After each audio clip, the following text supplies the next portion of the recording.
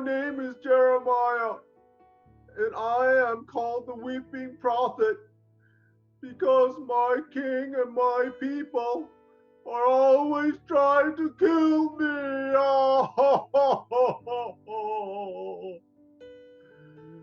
Today I will talk about leadership and why King Zedekiah was such a terrible leader.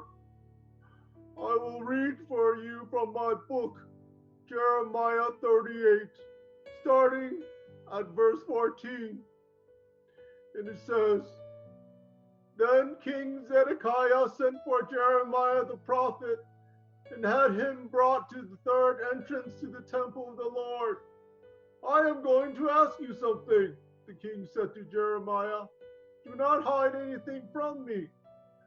Jeremiah said to Zedekiah, If I give you an answer, will you not kill me? Even if I did give you counsel, you would not listen to me. But King Zedekiah swore this oath secretly to Jeremiah. As surely as the Lord lives, who has given us breath, I will neither kill or hand you over to those who want to kill you.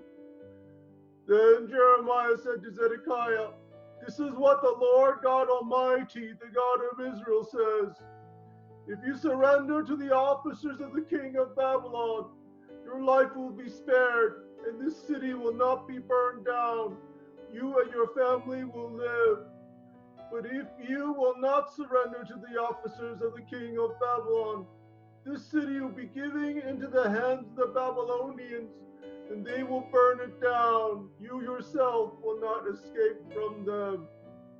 King Zedekiah said to Jeremiah, I am afraid of the Jews who have gone over to the Babylonians, but the Babylonians may hand me over to them, and they will mistreat me.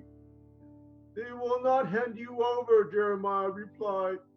Obey the Lord by doing what I tell you. Then it will go well with you, and your life will be spared.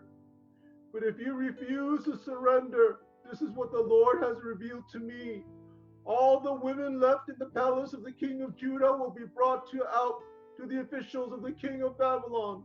Those women will say to you, They misled you and overcame you.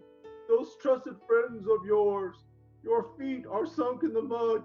Your friends have deserted you. All your wives and children will be brought out to the Babylonians. You yourself will not escape from their hands, but will be captured by the king of Babylon, and this city will be burned down. Then Zedekiah said to Jerusalem, Do not let anyone know about this conversation, or you may die. If the officials hear that I talk with you, and they come to you and say, Tell us what you said to the king and what the king said to you. Do not hide it from us, or we will kill you. Then tell them, I was pleading with the king not to send me back to Jonathan's house to die there. All the officials did come to Jeremiah and question him, and he told them everything the king had ordered him to say. So they said no more to him, for no one had heard his conversation with the king. And Jeremiah remained in the courtyard of the guard until the day Jerusalem was captured. And so we can see what kind of person Zedekiah was. He only cared about himself, how to benefit himself, how to enjoy his position. He had a harem with many, many wives, and all he cared about was enjoying his life with them and not about the people.